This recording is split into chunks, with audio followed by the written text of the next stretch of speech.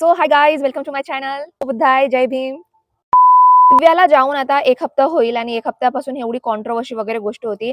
या पॉइंटवर येऊन मला फक्त एकच गोष्ट तुम्हाला सांगावीशी वाटते आणि चांगला सुद्धा वाटते सांगायला, की चांगलं झालं दिव्या घराच्या बाहेर आली आणि दुसरी गोष्ट चांगली झाली, की दिव्याने माफी नाही मागितली. तुम्हाला सांगितली होती की दिव्याला मी एवढी ओळखत नव्हती, पण जेव्हा ते बिग बॉस शो मध्ये गेले तेव्हाबद्दल मी तिच्यावर सर्च सुद्धा केलं की हे कोण आहे, दिव्या शिंदे. नाव थोडासा माहित होता मला, पण प्रॉपर काय आहे, बॅकग्राऊंड काय आहे, बायोडाटा काय आहे, काहीच माहित नव्हता. आणि मला कळलं की हे आपल्या कम्युनिटीची आहे किंवा एखादी मुलगी एवढ्या समोर गेलेली आहे, लोकांना एवढा प्रेरित करत आहे, भाषण देत आहे, लोकांना मतलब हेल्प करत आहे आंदोलनासाठी, स्कॉलरशिपसाठी. आणि तिचे भाषण सुद्धा मी ऐकलेले आणि एवढे सुंदर भाषण देते ती. तर तेव्हापासून ना जेव्हा पहिला एपिसोड रिलीज झाला होता तेव्हापासून एक आपुलकी वाटायला लागली, की नाही यार आपल्या हिच्यासाठी एक सॉफ्ट कॉर्नर आहे. हिला कोणी काही म्हटलं तर थोडासा वाईट वाटायचं, ते आपल्या घरची वाटायची. बिग बॉस शो मी फक्त एंटरटेनमेंटसाठी बघते. माझ्यासाठी फक्त तो टाईमपास किंवा 1 घंट्याच्या व्हिडिओ बघणे किंवा टाईमपास किंवा मी त्या शोला सीरियस घेत नाही. मी फक्त एंटरटेनमेंटसाठी बघते आणि त्याची गॉसिप करायची असेल किंवा एखादा रिव्ह्यू वगैरे द्यायचा असेल किंवा काही सांगायचं असेल तर त्याच्याबद्दल व्हिडिओ वगैरे बनवते. जेव्हा दिव्या बिग बॉसमध्ये गेली होती आणि हळूहळू एकही मुलगा तिच्यासोबत चांगलं वागत नव्हते. मतलब तुम्ही मला सांगा, फक्त राकेश दादा किंवा राकेश तो चांगलं वागायचा आणि त्याच्या व्यतिरिक्त कोणासोबतही. आणि मी असं बघितले नाही, कारण की सर्व एकमेकांसोबत ना दोस्ती करायला, फ्रेंडशिप करायला ट्राय करतात. तिच्यासोबत कोणीच फ्रेंडशिप करत नव्हते आणि तिला वागणूक थोडी वेगळी होती. मतलब थोडा आउटसाइड बिहेवियर होत होता तिच्यासोबत. दिव्याने एवढ्या 1 महिना राहिली त्या शो मध्ये, तुम्हाला कधी दिव्या दिसली? मतलब लिटरली मला वाटत होता, रोज-रोज मी बघत होती, की दिव्याचे किती छोटे-छोटे क्लिप्स दाखवत आहेत. मतलब एखादी कट करते, मतलब काही-काही एपिसोडमध्ये दिव्या दिसत सुद्धा नाहीये. म्हणजे स्टार्टिंगला दिसली होती, बाकी एकही नाही दिसत आहे. आणि ज्या प्रकारे जो असते ना वागणूक असते, जसं तुम्ही बघितले असाल, की सर्व सदस्यांना ते किती प्रेस करतात, चांगले-चांगले बोलतात, तुम्ही सुंदर दिसत आहात, तुम्ही असे करत आहात, तुम्ही ते करत आहात, प्रेस करतात. दिव्याला आजपर्यंत एकही गोष्टीला प्रेस केलेलं गेलं नाही. उलट जेव्हा तिने संविधानचं नाव घेतलं होतं, तर त्यावर ते बिग बॉस म्हणतात, की नाही तुम्ही मला शिकवाल का? मतलब एखादा तुमचा शो आहे आणि तुम्ही मेकर्स आहात आणि त्या बिग बॉस शोची एवढी इज्जत आहे समाजामध्ये किंवा लोक त्याला एवढा प्रेम करतात ॲज अ एंटरटेनमेंट पर्पज, आणि त्या शोच्या नावानं हे जे मेकर्स आहेत एवढे वाईट बोलतात आणि ती गोष्ट कट करतात. आणि कसं एक शोची आपली इज्जत असते किंवा जो माणूस माईक मधून बोलत आहे, जो स्क्रिप्ट घेऊन तो बोलत आहे, जे मेकर्स त्याला बोलायला लावत आहेत, त्याची एक इज्जत असते, एक इम्पॉर्टन्स असते. आणि जेव्हा जो जो व्यक्ती आहे ना तो आपल्यासोबत एवढा वाईट वागते, की आपल्याला पहिलेच म्हणते की तुम्ही संविधान यूज नको करा. मतलब आमच्या धर्माला तुम्ही यूज नको करा आणि बाकीचे तुम्ही एक एपिसोड घालत तर त्याच्यात काही नाहीये. ठीक आहे, ओके. आम्ही त्याच्यामध्ये चांगले सहमत होतो. परंतु आपली इमेज होते ना, की यार ज्या घरामध्ये आपण राहत आहोत तिथला मुख्य व्यक्तीच आपली इज्जत नाही करत आहे. त्यातला मुख्य व्यक्तीच आपल्या धर्माची किंवा आपल्या गोष्टीची प्रशंसा नाही करत आहे. उलटा मना करत आहे, की तुम्ही हे नको करा, तुम्ही तो नको करा. तुम्ही आम्हाला शिकवाल का? संविधान नाव यूज नको करा. आणि जेव्हा दिव्याला धमकीवाला बी जो टास्क झालेला होता, जो धमकी म्हणत आहेत, तिला पूर्ण बोलू दिलं नाही आणि वारंवार दिव्या म्हणत होती, की प्लीज मला बोलू द्या, बोलू द्या, बोलू द्या. तरी तिचे बोलू दिलं गेलं नाही, काहीच नाही झालं. तर त्या मेंटॅलिटीमध्ये ना माणसाची अशी परिस्थिती आहे, की ह्या घरातून मी आता बाहेर निघते. ह्या घरामध्ये माझ्या महत्वाची, माझ्या विचाराची, माझ्या धर्माची व्हॅल्यू होतच नाहीये, व्हॅल्यूच नाहीये.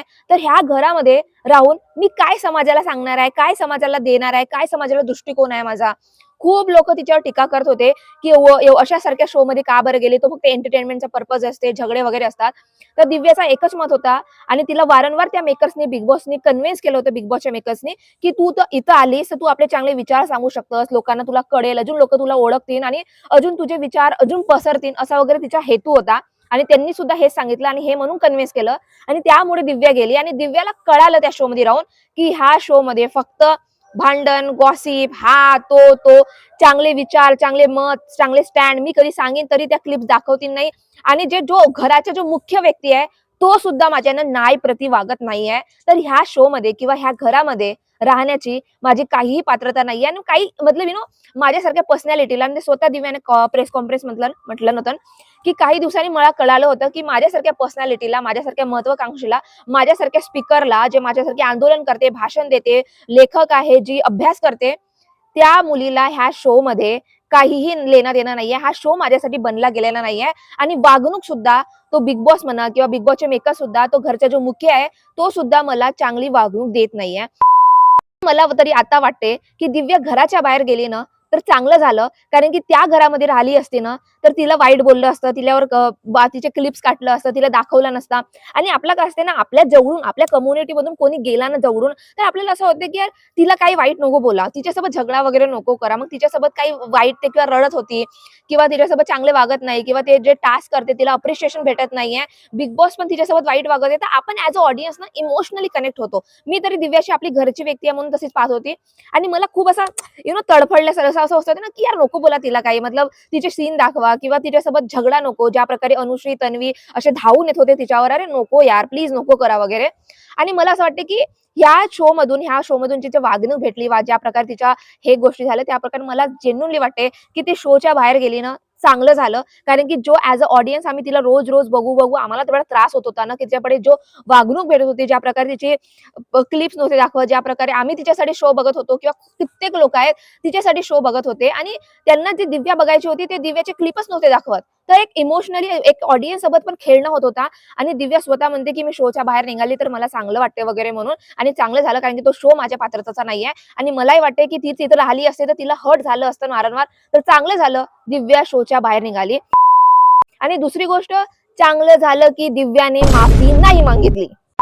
बिग बॉस शो बघितला असाल. बिग बॉस शोचा काही मान आहे. बिग बॉसमुळे लोकांची लाईफ चेंज होते आणि मी पर्सनली बिग बॉस कॉन्सेप्ट मला आवडते. मी मनोरंजनासाठी, टाईमपाससाठी तो शो बघते आणि त्याच्यावर गप्पा, गोष्टी, रिव्ह्यू वगैरे देत असते.